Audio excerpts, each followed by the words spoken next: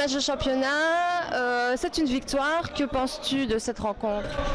Ben voilà, ça a été effectivement, mais je pense qu'essentiellement on va retenir les 2 points de la victoire parce que dans la manière, je pense que ça a été un petit peu l'accouchement au forceps, donc c'était beaucoup plus difficile que prévu, mais en fait on s'attendait à un match, on partait dans l'inconnu, le nouveau Golden, mais on ne savait pas du tout ce que c'était pour une équipe et je tiens d'ailleurs à les féliciter parce qu'ils ont pour un premier match ici en première nationale, ils ont fait mieux que se défendre, donc les images le démontreront et on a éprouvé toute une série de difficultés pour pouvoir les contourner et pouvoir finalement l'emporter sur le fil. Je pense qu'au total c'est quand même mérité, mais ça a été beaucoup plus difficile que prévu parce que dans nos rangs, voilà, on voit que c'est un premier match, que la préparation n'a pas été vraiment optimale et qu'il y a encore du travail, que ce soit à l'entraînement, il y a encore du rythme à reprendre, donc voilà, on peut encore travailler.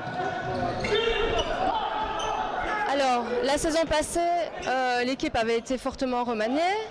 Qu'en est-il pour cette nouvelle saison ?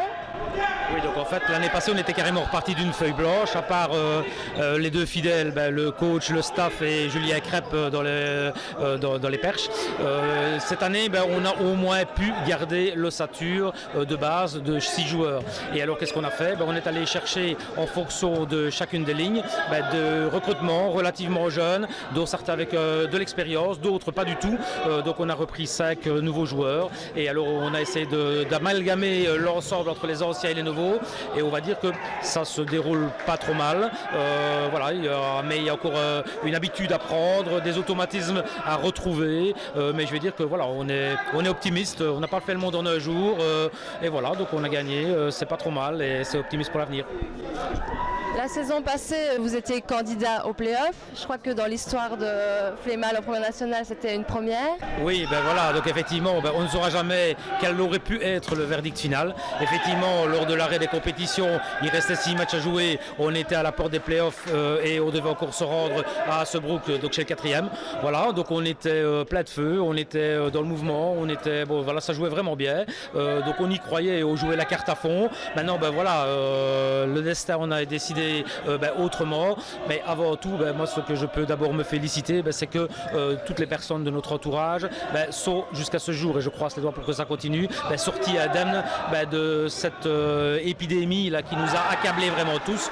Voilà, donc effectivement on verra, et alors cette année on va essayer de repartir sur les mêmes bases, mais on se rend bien compte que c'est quand même assez difficile. Pourquoi ?